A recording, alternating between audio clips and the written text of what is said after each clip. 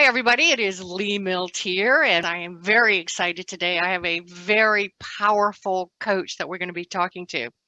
So we're going to be talking about a gal I've been following for a long time. Her name is Crystal O'Connor, and she is the founder and CEO of the Moxie Entrepreneur. Cool name, huh? A marketing media company that helps entrepreneurs and small business nationwide. Now, let me tell you about her. She assists her clients in achieving freedom. I think that's very cool because that's what we all want. Growth and control over their income so that they can live the life that they're very passionate about. Now, she has 20 years of experience in the business, and she has developed razor sharp systems to help her clients meet their goals. Between educating her clients in sales strategies and marketing knowledge, Crystal is able to attract more customers, more revenue, and generate multiple income streams. And any small business who has heard of her has probably seen some of her great stuff online. Now, since she began helping small business owners and entrepreneurs, she is responsible, listen up, to over $30 million in sales for her clients' businesses, which led her to release her very own programs, the Moxie Money Making Blueprint System and Rapid Cash Infusions. And now her book, Unleash Your Moxie, a book that Shark Tank Barbara Cochran calls the ultimate how to book for entrepreneurs that will teach you how to get over internet fears and mental blocks and create your own economy to allow for freedom in your life. Now, Crystal is not your typical business coach, so she's not going to focus solely on just time management or organizational skills. What she is teaching is her clients things like product development, strategic planning, email marketing, goal setting, and monetizing, good word, in order to make their goals quickly achievable. She is continuing her work with entrepreneurs so that they can achieve the balance and income leverage that they were seeking when they first began their business. Now, her years of experience coupled with building her own small business from the ground up give her an advantage that no other program can. She really is one of the best in the business. So welcome, Crystal. Thank you. I'm so happy to be here. And with all of that being said, we're going to mostly talk about mindset. Yes, our mindset. So the first question I'm really going to ask you is because, people always want to know, tell us, your definition of Moxie. Okay. This word came to me, it's been about 10 years ago when it came to me because others had told me while I was in sales. I was in the TV and advertising business, and I've been in sales and education and publishing, and I had been told by older gentlemen that, oh, you have Moxie, and I didn't know what that was. And then it just hit me, that's the perfect name, because that's what they would say, and I would be like, yeah, what is that I have that they're trying to tell me that I have? And what it is it's gumption, and it's kind of this old term, this old word that I just love. And I think it needs to come back. A lot of our entrepreneurial spirit, when I say our, I'm referring to maybe this country that comes to mind. I'm talking about the United States. This country was built by entrepreneurs. And so over time, we have now, so many of us, not myself, of course, but so many we've been conditioned to go to college and get a job. And that is still, higher education is still something that, I would recommend. However, we've lost a lot of that inner moxie that the founders of this country had, right? So I knew that there was a link, there's a connection. If people can overcome the obstacles within them and unleash their moxie, okay, and then I broke down what some of those things were and learned to sell and learn to monetize. They can create their own reality, but that all starts in the mind, right? It all starts in the mind. And you know what, Lee, when I first started working with people online and started my business, I taught them the fundamentals, how to sell, how to get your website up, what it needed to say, strategic planning, all of that. But really what I found was that I ended up having to go back to teaching them their own mindset. And that's what they left out in school. They didn't tell us that we create our own reality with the images in our minds and what we say to ourselves, and just how much of what we find familiar. Okay, so whatever it is that we connect with that is familiar to us, we will continue to connect with it and create this pattern. Okay, so I wanted to talk about patterns today, and I know you have some questions for me, so I'll let you ask. I do. So while working with so many small business owners, you're still always surprised at how many choose to start out small by pricing their products so low ticket. Now, you say that this is a reflection of their self-worth and how it comes from a belief about themselves stuck in their subconscious minds. So tell us about this and how you help them raise their self-worth in, I don't know, 2 or 3 steps, and how it almost automatically results in high ticket clients. Because again, everybody here are business owners, entrepreneurs, and I see on a regular basis that people's self-worth is affecting their pricing. So this is a very good topic to talk about. Yeah, because 90% of our actions that we take, it's all about actions, okay? And so the actions that we take or we don't take are based on 90% of that is based on how we think of ourselves and our subconscious mind. And how did some of that get in our subconscious mind? Well, it happened early on, okay, when we were younger. They say between the age of 0 to 7, okay? So when you really think about it, what does a child do? They're taking in everybody's opinion, right? They're learning.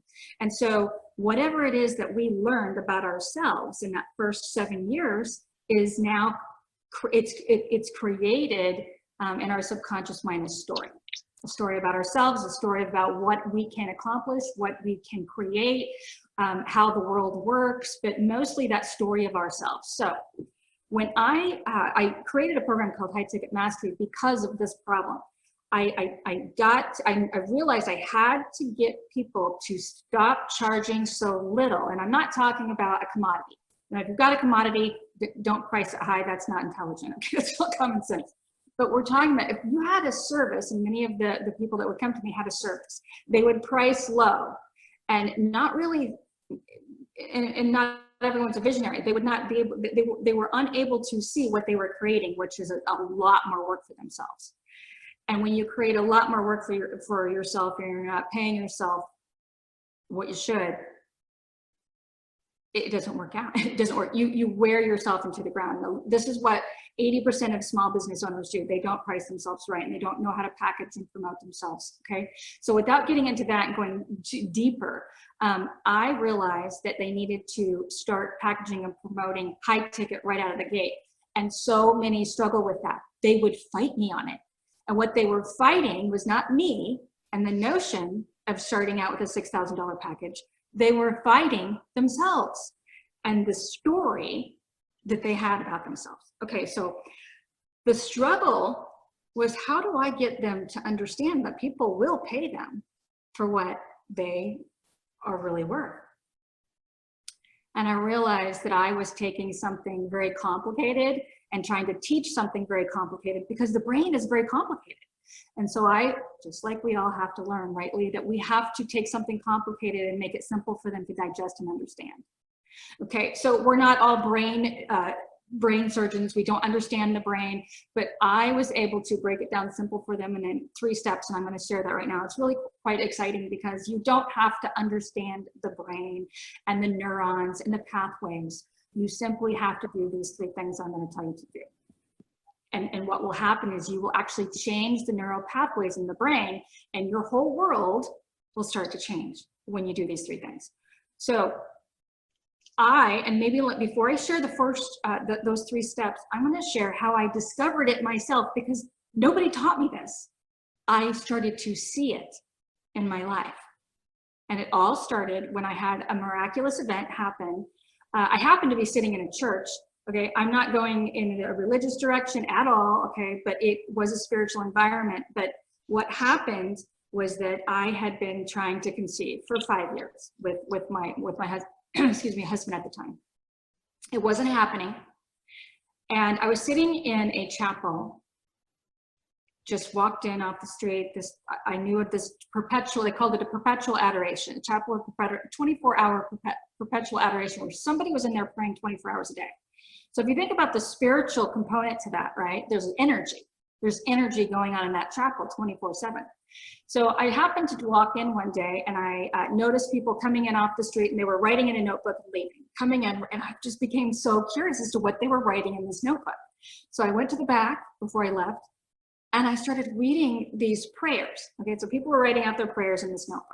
And I thought, well, this is kind of fascinating. I'm going to actually write something out. Something compelled me to write out, if there is a baby that I'm supposed to adopt, show me the baby.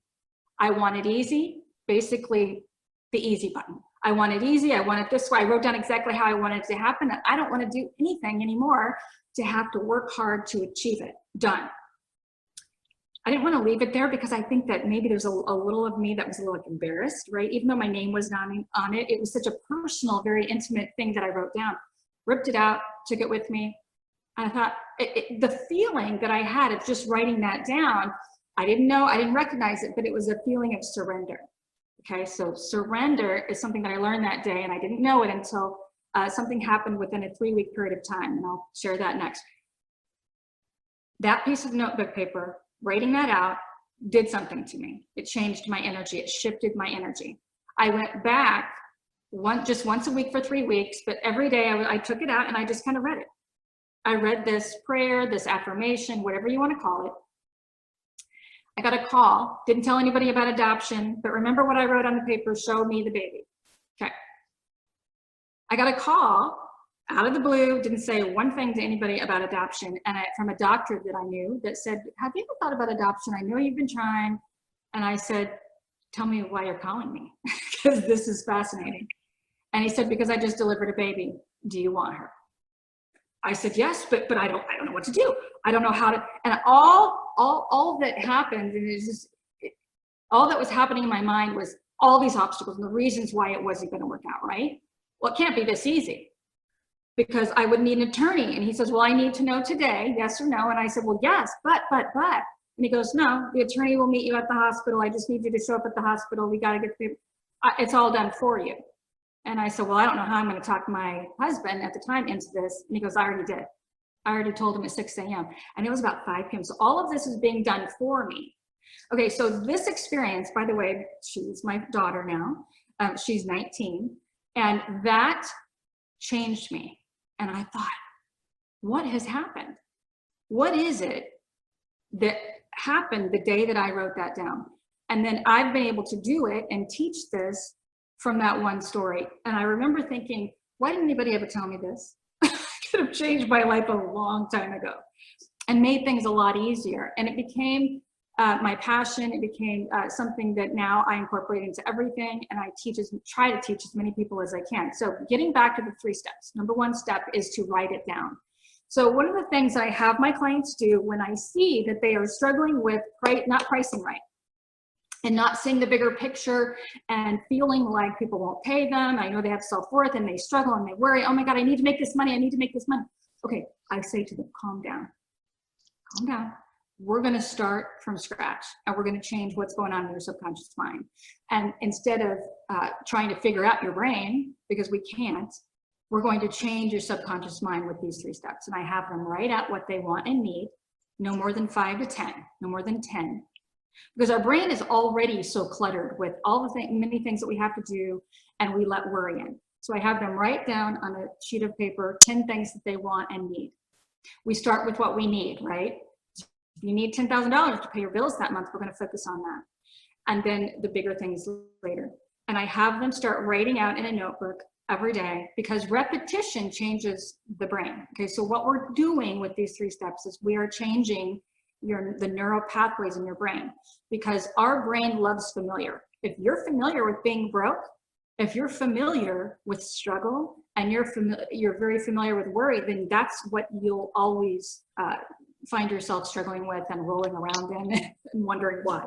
So we've got to change what's going on in your brain. And the best part of this is, the best news is that it's as simple as writing it out. Step 2, saying it out loud. I tell people, if you have trouble with meditation, or you have trouble because you're just all over the place, you really, and as entrepreneurs, there's so many things to do, it's easy to get into that trap. I say, sit in a dark room. I have this big, huge walk-in closet. Sometimes if things get too chaotic, I have 3 teenagers. I will go in there, shut the door, and that's my little she shed, I call it. I'm sitting there. Actually, That's funny. here I have a 4-season porch, but that's just like my quiet. Like I have to force myself to get quiet, and I will start the chanting. I don't know if you ever saw the movie with Tina Turner. What she had to change her brain and her mindset. I saw that. Right. And so that's what she did. And her whole world changed very, very quickly. And when she did some chanting. Okay. So it's very similar to that. So your mind and the repetition and then feeding it. So you're feeding it what you want, not what you don't want. You're going to say it out loud, and then you're going to visualize those 3 things. And if you have to set a timer on your phone, do it. What you'll find is if you can do that every day for about 10 minutes, okay? You don't have to sit and do it for hours, but hey, you know what? If it starts to if you've really got to get in that mode and start to feel, when you visualize, if you can start to feel what it's like to get what you want, you'll get it faster. But your entire life will change because you'll start taking bigger actions. You will start seeing things work in your favor. Things will fall into your lap. I mean, it just literally, you will change your life. So you're going to write it, say it, visualize it every day to retrain your brain. Well, I totally believe in all of those things, and am 100% concurring with everything you have said, and that's quite the dramatic story. And I think it's great that you told that, Crystal, because more people actually learn from stories than information. And so that'll very easy for them to remember. So excellent. Good job. I have a number of questions for you. The next one is, you believe that focus starts with taking care of the body and mind, and then that starts with feeding your mind and body. So let's talk about what that means and the 5 things that you could share with our audience today to start feeding or not feeding every day, and why. Okay. When I say not feeding, or when you just said not feeding, I'm going to start with one of the most interesting things that I have recently discovered, and that is very old. It's a very old, I'm going to talk about fasting. Okay, now, fasting clears the brain, just like meditation helps clear the mind. But it's so interesting that in 2016, there was a Japanese cell biologist that was given a Nobel Prize of medicine because he discovered cell renewing and how you can actually reverse aging with fasting. But isn't it funny, Lee? Because fasting is one of the oldest things. It's mentioned over 77 times in the Bible. It's like older than dust. Fasting will clear the mind. It's one of the things that I don't tell people they have to do, but I've done it myself, and I've noticed the clarity that I achieved. So a couple of years ago, I thought, I'm going to go ahead and do as many days as now that I've learned so much about it. And they have come out with new research that proves that it actually rejuvenates the cells, reverses aging. It actually builds collagen in the skin. So you can actually reverse aging. Now, obviously you can't rewind years, but we all are getting collagen. A lot of women are getting collagen injections. They're using creams with collagen, but you can actually do it with fasting. Okay. I went 7 days without eating any food. Now, growing up, I thought you would die, right? Now, how is it possible that I went for most of my life thinking that I was going to be doing damage by not eating, and it's called starvation? But on the 3rd day, I just learned so much. And so I documented some of the things that I felt while I was going through each day. One of the first things I noticed was inflammation decreased tremendously. I also noticed that I wasn't hungry. How fascinating is that?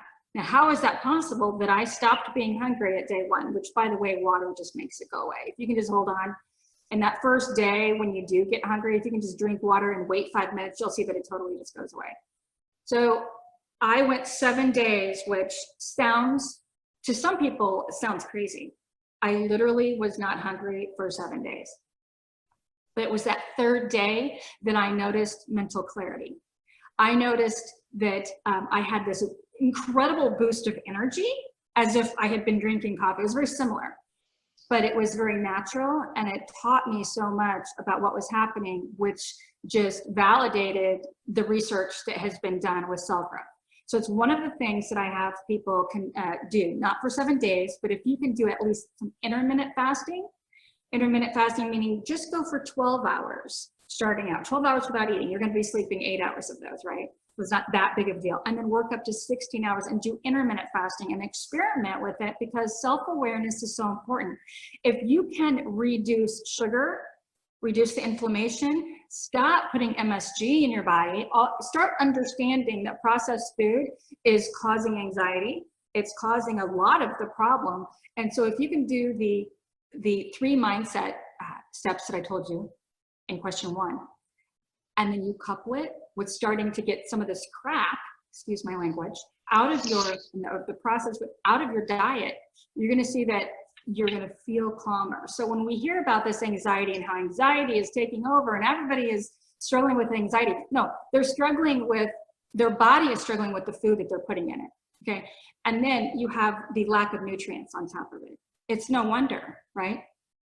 So if you, by the way, processed food companies hire scientists to specifically put chemicals into the food to work on your brain so that you will become addicted to it, okay? So we can become addicted to pretty much anything, everything. If you think of your mind, your body, everything is a habit. So we've got to change the habits in our subconscious mind with our way of thinking, right? We've also got to change the habits with what we're putting in it. And the best news about that is that it's really not hard. You will notice, you can just do it for 1 day, you're gonna notice how good you feel, and then you're gonna start to want more of that, okay? I think many times we've forgotten just how good we can feel, right? Exercise does not feel good when you start, but you're going for the how you feel after, right? If you could just focus on that. So hormone imbalance is a big problem. So we are putting processed foods, chemicals that scientists have specifically created to keep you fat and unfocused, and basically speeding up death, speeding up the aging process. It's really quite evil. We won't get into that, but it is quite evil. And so I think just that knowledge alone, just think about that.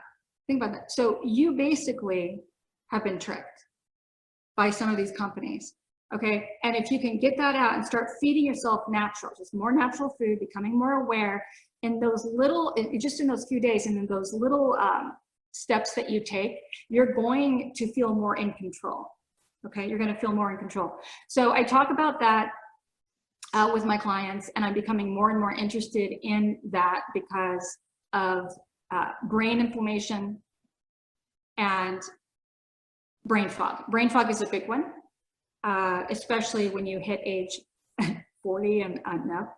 But here's the thing, you don't want to be, you can reverse that problem. I think I've answered that question. I could go on and on. It's kind of my soapbox lately because I'm so fascinated by how the brain works. But yeah, what you put in it, what you don't put in it, huge, huge results. 7 days without eating. Lee, have you ever tried fasting? I have. I'm a big believer in mind-body connections, and I have tried fasting. I don't think I've gone an entire 7 days of fasting. I grew up with the thought that if I missed a meal, I would starve to death because we grew up on this big farm ranch, and you know, food was part of everything. I was very fortunate to grow up where there were no chemicals on our land or our animals, so I had I do believe that is the basis of my incredible good health today, is that I didn't have any chemicals as a child whatsoever growing up. And we were poor, so we didn't eat out. So everything was homegrown. And I totally agree that speaking out about this to entrepreneurs is very important, because there is so much brain fog happening with entrepreneurs. And when we're unresourceful folks, we make very bad financial decisions. And everything that Crystal has said about the unresourceful things that are in our food. I think the real secret is that we all have to be what I call the skill of awareness. Pause before you eat and ask yourself, and this is what I do, ask myself, is what I'm about to put in my mouth have any actual life force to it?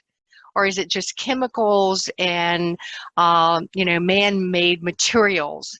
And I would challenge everyone for 30 days to either try meditation or also, it's very easy to fast, by the way, if you eat at 8 o'clock at night and then just, you can go 12 hours before having breakfast. You will be surprised at how much more energy you have and more youthful you feel. And with all the challenges entrepreneurs have on a regular basis, we have to be at our utmost abilities to make decisions, because we're always responsible for all those. So thank you for that. So the next question I had is, you say the more conscious you become, the more unconscious states of the mind and body, the more self-aware we become, and only when able to change our outcomes, because the mind will always cling to what is familiar, and which is true. Everything you've said about the brain is actually very lazy. It really absolutely never wants to change. Once it creates a habit, it wants to stick there. So what does this mean, and really how do you change that self-awareness? Okay, so getting back to step 1, step 2, step 3, the writing and the visualization and the saying it out loud, because there is an auditory part of that in the brain. We need to hear things too for it to actually sink in. But isn't it amazing, like self-awareness? Okay, so when you start seeing patterns, write them down if you have to. Patterns can be good, they can be bad, but we see them in our relationships with people, right? So if a child is familiar with being treated a certain way, they will, and entrepreneurs, okay, so here's the trick with entrepreneurs. When you rise to a certain income level, you have to become a different person. You have to step into another person and another being. You are growing. That is not comfortable, right? Okay, so when things get too uncomfortable, there are many of us, almost most of us, that will have a pattern of stepping back into, I need familiar. This is so unfamiliar. And you suddenly have 10 employees and you didn't have any before. You maybe even were an employee at one time, and now you are the leader, and you are uncomfortable with it, and it is scary. And what can happen is you can actually go back to not only familiar patterns, but you can actually want anything that's familiar, which could be an abusive person in your life, okay? Which could be, so just starting to be aware of these patterns in yourself. Maybe I've known women that tend to have a pattern of attracting narcissistic men, okay? Men attracting narcissistic women because they had a narcissistic parent. That is not helpful when you are, when you're building a business. Okay, you've got to be very conscious of the people around you. So you've got to be conscious of what's going on in your mindset and the people around you, because one thing that changed my life most dramatically was not just that story I shared with you earlier, but what really changed me from the inside out was a quote that said, you become the 5 people that you spend the most time with. I can't say that enough. And I know that that quote is thrown around, but really start to take an inventory of who those people are, how they treat you, and what do they have in their life? Do they have chaos in their life? Do they have drama? Are they really rooting for you? Or are they someone that maybe is like a parent that was a little bit narcissistic, okay? So really start to look at the patterns and the people around you. And then if you have trouble setting boundaries, okay, or making decisions, it most likely comes from that place, whether it was your childhood or some point in time where you struggled with that as well, and you learned this behavior. So that starts with doing those 3 simple things, because it sounds complicated. It's like, how do we change all these patterns? If you start to see them, recognizing it is the biggest step, right? Just recognizing it, writing it down, taking note, and then starting to do the 3, going back to those 3 steps, saying it. If you need somebody removed from your life and you don't know how in the hell you're going to be able to do that, excuse my language, how in the heck you're going to be able to do that, you just start writing it. And sometimes those people will just kind of drift away. and you won't have to do the hard stuff. See, we always think everything is going to be so hard. We have this huge, huge project that we have to, and we don't know how we're going to do it. Ask God or source. Maybe God is within you. I mean, that is a belief that some people have. Ask source, your subconscious, to do it for you, to make it easy. Because that is a belief. It's a belief. If we believe everything is hard and difficult and a struggle, then that will be exactly what presents itself, right? So, did I answer that completely? You did. And I took a couple of notes. I'd like to make a comment. Talking about the subconscious, one of my first books, Success is an Inside Job, I wrote about I was doing a TV show in Canada, and my cohort at the time was named Bob Berkowitz, and Bob Berkowitz's father was a psychotherapist, and Bob he worked for the Today Show, and he wanted to do more. He wanted to write a book, and he every night would ask his father, the psychotherapist, he says, like, how can I come to the decision of what I'm supposed to do? And his father said, well, you need to use your subconscious mind more.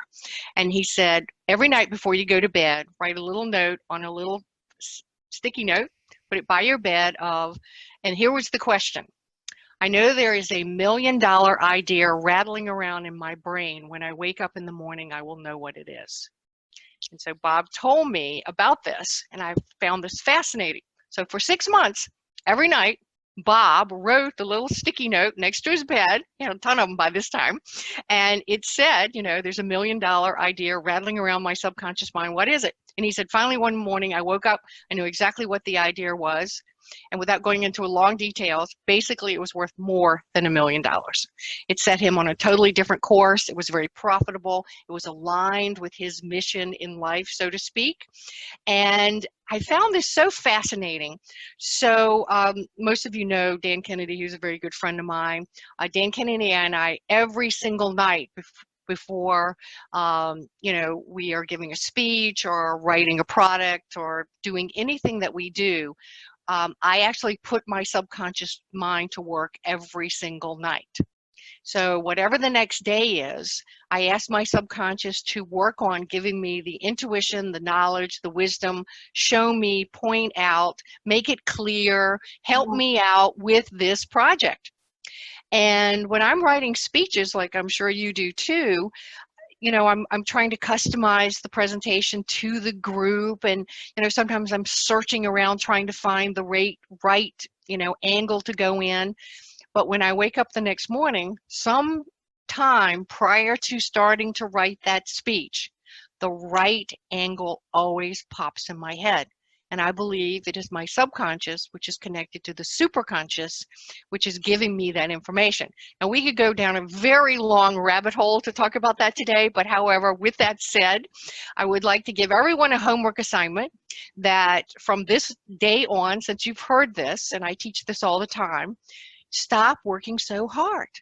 Actually give to your subconscious mind, which, by the way, you learn 3 different ways: visually, auditorily, and kinesthetically.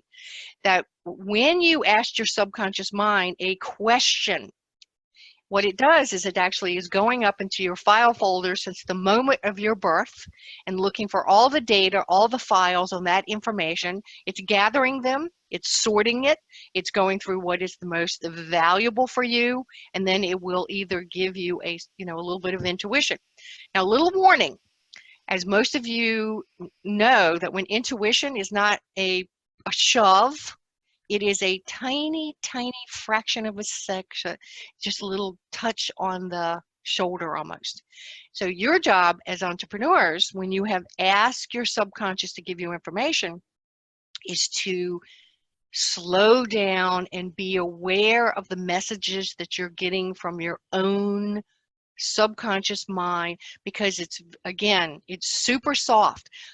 Every single one of us has messages of, oh yes, this person's resume really looks good and I'm really tired of looking for someone, so I'm just going to hire them. Even though there's this little inkling inside of our belly going, I don't think so, don't go here. We override it because we are so exhausted. And this is a problem all entrepreneurs have. So I loved your information about the subconscious mind, but I use my subconscious mind as a workhorse. It is the thing that allows me to tap into knowledge that I'm sometimes just too busy on a conscious level to be able to hear. So with that thought, that's the homework assignment. All right, so I've loved everything that you have said. We want to go to a little bit more business questions from your book, because in the back of your book you have a whole thing about business, which I love. And one of your chapters is called Less is More in Business and Life. And let's talk about that for a little bit, because I see not only my personal coaches, coaching clients, but people I know who are entrepreneurs overcommit themselves continuously. We only have so much bandwidth per day. So let's, share with us about less is more. Okay, so there's just so much that we want to take on because we're creators. A lot of entrepreneurs are creators. Okay, if you find yourself creating and you wanting to stay in that space because it's comfortable, and you're creating project after project after project, and not finishing anything, then we've got a problem, right? Nothing really ever monetizes very well when you are in that place. So there are boundaries that you've got to set for yourself, and you've got to start saying no more. And it's really hard to say no to people. If you are a codependent because you had people early on in your life that were narcissistic, and there's so many things like that that create a person that basically grows up trying to be a people pleaser. If you feel bad, if you are overwhelmed with a feeling bad when you say no to somebody, then you got a problem. Okay, it's something that you have to overcome. Now, I don't mean a problem as if you're a problem. It's just a problem that you need to overcome. Start getting comfortable with saying no. Start getting comfortable with sticking with it until something is monetized appropriately. So instead of, okay, oh, it's not working, let me start this project. Let me start this, this product isn't working, I'm gonna go and start this product. I see this all the time. And so you've got a lot of different products at all these different prices, but you haven't sold anything. When I say you, I don't mean you, of course, Lee, I mean, I got it, yeah. It's amazing how many people have come to me, especially life coaches. They've started their business online and they've not sold anything, but they have all these projects. And a very common habit of people and pattern I see that looks crazy, but to them, they don't think it's crazy. But on the outside, it's like, that's crazy. Like, they will literally create an entire new website, hire people, new videographer, and do everything, and then not make any money and think, oh, it's not working. And then they'll start over. And what they've done is they've just created chaos. And because that is the pattern and that is what they've become comfortable with, but they've not monetized it. So less is more. Stick with one product until you start selling it to 6 figures, okay? Then you've got something and you can expand upon that product, okay? But you can also shift and change a little bit, but stick with that same product because you've got to focus on selling. And if you're avoiding selling, then we've got a problem. You don't really have a business, you have a hobby, right? So that's what I mean by less is more. Absolutely. I'm a big believer in ideas. Or everybody has ideas. Just because you have an idea doesn't make it's you can monetize on it. And to constantly change horses in the middle of a race, you will never win the race. So I'm first, everybody here has coaches. So that's the great news. So our coaches are keeping everybody accountable, but you do have to say no. If you are having a hard time saying no, one of the solutions I always have is that you should have a great assistant who can be the bad guy. That they can be writing and saying, hi, Lee has considered your information and we're really sorry, due to her schedule, she's not, she doesn't have time to do that. So I don't have a problem saying no, but I actually do believe in having assistance and help that can, take care of things that, all the things that you can't take care of. Okay, another, one of the chapters I liked in your book very much was a chapter that very few people talk about to entrepreneurs, and that is called the fear of success. So a lot of, for reasons that you have talked about, is that we have often grown up in very dysfunctional households, and we've created patterns that we're not even aware of. So talk about how fear of success holds people back. Okay, if you come from a family that were not entrepreneurs, that did not embrace success in a certain way, or they really just struggled and there was poverty, then success is going to be, again, unfamiliar. It's going to feel weird. It's not going to sit right. You also, I don't know if any of you have heard of crabs in a bucket, but it's mentioned a lot in entrepreneurial studies, and it's a great analogy, and that is that if you have a bucket of crabs, you don't have to put a lid on it because they won't let each other out of the bucket, okay?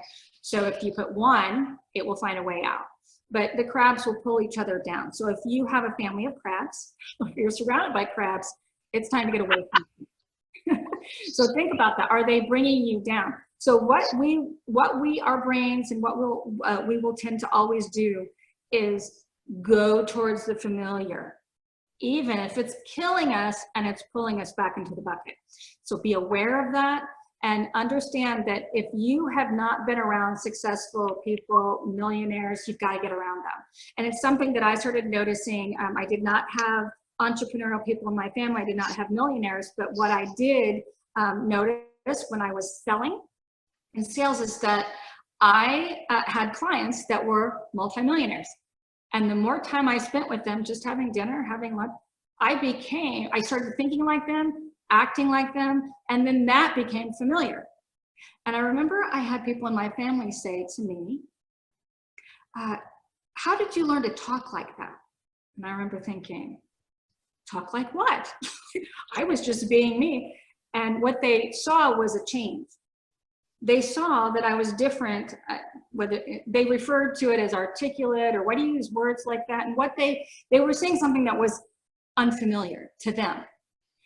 I didn't recognize it because I had surrounded myself with a new familiar. So you've got to surround yourself with a new familiar, or you will want to jump back in the bucket with the crabs and stay there just because the mind likes familiar. I agree with all that, and I think that I've actually seen that. I grew up on a river, and we actually did have crab pots, so I've actually seen that. We don't have to worry about them getting away. They will hold each other down, which is what Crystal is saying is a lot of our friends and colleagues. And so Crystal, you don't know me that well, but I call people who aren't entrepreneurs civilians, and that we cannot spend too much time with civilians because it affects us. The other thing is, civilians also are jealous because if you work from home, for example, they don't think you actually work. So one of the things we want to start doing in life is to remember, as Crystal was saying, is to, level up, hang around with people, even, just be in their environment. It really does change your whole perception of life. So the fear of success is an interesting one. Most people think of the fear of failure, but the fear of success is a fascinating thing because, for example, I had a coaching client once who earned more than his father. And he was actually in agony about the fact that he earned so much more money than his father, and to the point that he sabotaged himself for fear that he would make his father feel bad. Now, he was totally unconscious of this until I brought this to his attention. And, once you recognize it, you can fix it. But unless you start to recognize it, you absolutely cannot fix it. The other thing is women sometimes also have a fear of success because they think they won't be as attractive to men because they're successful. I've never been one of those women. I am a kick-ass, take no prisoners kind of gal. And, if a man likes me, he likes me for me as I am. I am not making myself less to make you feel better. That's totally out of alignment with who I am. So everybody be strong about that. The next chapter I wanted to talk about, Crystal, was in your book is called "If You're Failing to Plan, Then You're Planning to Fail." I am a huge planner. I plan out. I'm really big. I'm a visual learner for the most part. So in my office, we took down all the pretty pictures. There is nothing but whiteboards and bulletin boards. All of my plans, all of my projects are clear for everyone to see in the office where they are, who's doing what. You can walk through my office and know the status of every single project because we plan. And we plan, if this doesn't work, what's plan B? And even what is plan C if it doesn't work? So share with us about that. Okay, so I was never a planner. It's not in my blood to be a planner. I early on thought, I remember working at age 20. I took a job at an insurance company. It was called American Mutual Life Insurance. And I was an assistant to, in the underwriting department, most boring place that you could have put me on the planet. But I wanted that job because I wanted to wear the suit and look professional and have health insurance. That's right. What I thought you were supposed to have. And I was so proud of myself for getting that job. I kept asking myself, why can't I do this? Why is it that I hate this job so much? So I thought the challenge with me was just making myself do something I hated. But the thing is that I am a creator and I was put in a place where there were just a certain set of rules and you had to follow them and you had to, and so, but here's what it taught me. It taught me that, no, it wasn't the best job for me, but it taught me that I needed discipline, okay? And I've always needed discipline because I am a creator and I will go and start 5 projects and by the end of the day, not have done anything because I'm like a crazy artist. But again, going back to self-awareness, that's what I had to become aware of myself. So here's what I learned is that if I don't have a plan, then I literally will fail. And that is with probably just about anybody, right? So whatever you've written down, whatever that you have to have a plan of action to get to. I call it a plan of attack. As a sales manager, I would say plan of attack. And I have this little girl, she's the cutest thing. I still remember her, Stacy was her name. Can we just say plan of action? And I was like, sure, if that's what you want to say. I would say plan of attack, it's my personality, but you've got to have a plan or you're not going to get to it. So I would literally break down with my team. I break down their like, this is what you have to sell to. And I'd help them break it down. I'd be like, it's so simple. Yes, it is. It's simple. You're going to go sell this, this, and this, and this to these people that have these needs. Okay, I'd go through the files and we'd find the clients. They have these needs. You're going to sell them this. And we would hit the number every time. Every sales contest we would win. We had $1 million center in the first year that we were open, for instance.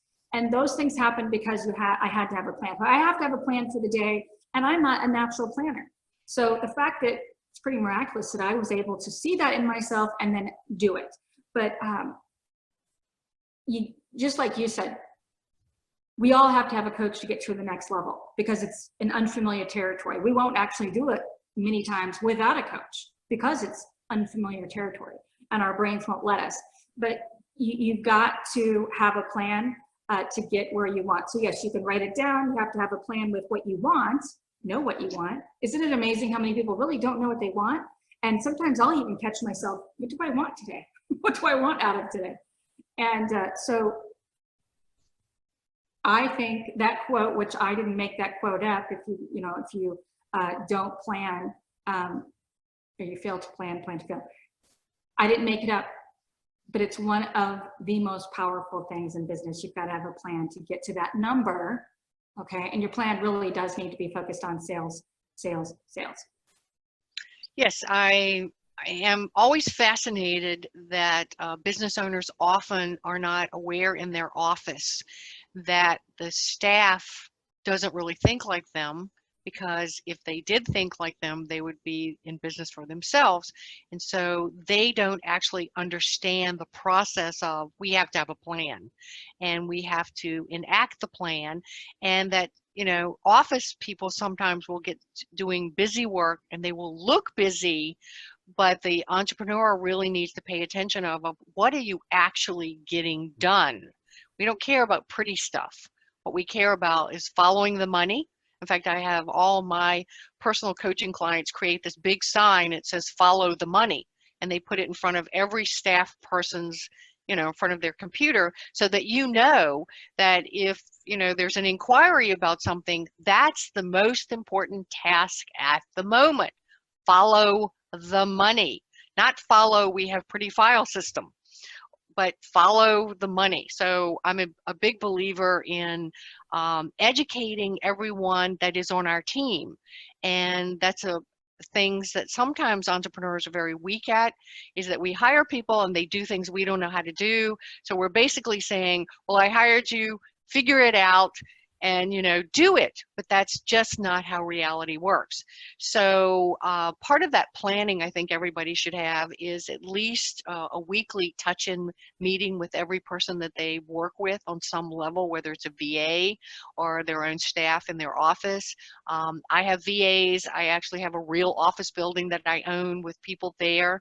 And every morning at 8:40 sharp, I talk to them on the phone about what are their priorities and their plans for the day. At the end of the day, they all have to send me an email with only bullet points saying, this is what I achieved today from a pre-done plan. Now, the reason I do that, folks, is because I like to sleep at night.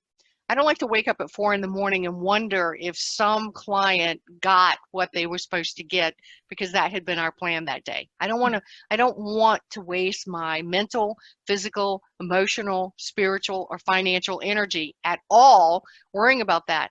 I want to have the ship runs right. And as you can tell, I am a tough boss. I may be a blonde Southern woman, but I grew up with this knowledge of being very poor, and I am never going to do that again. And the only way that keeps me on track is to have a great plan. So, Crystal, I second everything you've said. So before we leave today, share with people how they can get in touch with you. They can go to moxieentrepreneur.com, and on that website, that main page, you'll see some programs, but you'll also see a little pop-up, and you can send me a little message. It goes directly to my email, and we can chat, and then I can put you on my calendar if that's something that you want to do. But I have a program called High Ticket Mastery. That might be something, but really I think that chatting with myself or one of my staff members to find out what it is that you're looking for is where to go. And then you will also find somewhere on that page where to sign up to learn more, to get on an email list for me to teach you and hopefully even keep you accountable with some of these fundamentals. Because that's what we were talking about today, some fundamentals. Sometimes just getting back to the mindset, the subconscious mind, and the fundamentals get you right back on track and where you need to go. Absolutely. So is there any closing statements or any thoughts you'd like to share with our folks today? Oh my God, thank you so much for having me. I think that it's just one of my favorite things ever to talk about, this mindset stuff. And it will literally change your life. Sadly, I have people, I come from a family that chose suicide. Okay, so mental health is a big one with me. Keeping in check, the suicide rates are going up, they say. Anxiety is going up. And everything that I talked about in this interview are some of the reasons why. And it can be changed so easily. It can be changed so easily. So there's just this fine line between success and failure, isn't there? And there's these subtle little tiny things that you can do that makes this big difference, okay? So continue to surround yourself with people like Lee and people like that follow her or in her program, and you will not only change your life, you will leave a different legacy. And that was one of the things that really motivated me, was changing a legacy in my family for my kids. Excellent. So my final thoughts today are, folks, is your point of power is this very second in life. It is your job to take charge of your mental, physical, emotional, spiritual, and financial energy, and literally do something every single day towards the future you want. And I call that flying into the future, because we can not only visualize what we want, we can write down what we want, and we can actually do the self-talk, because we are self-fulfilling prophecies. And from what Crystal said, I would highly recommend that you start paying attention to your patterns, because if you just start to be aware of, I have this pattern, now you have the power to change it because you have recognized that pattern. So this is Lee Milteer signing off. Thank you so much.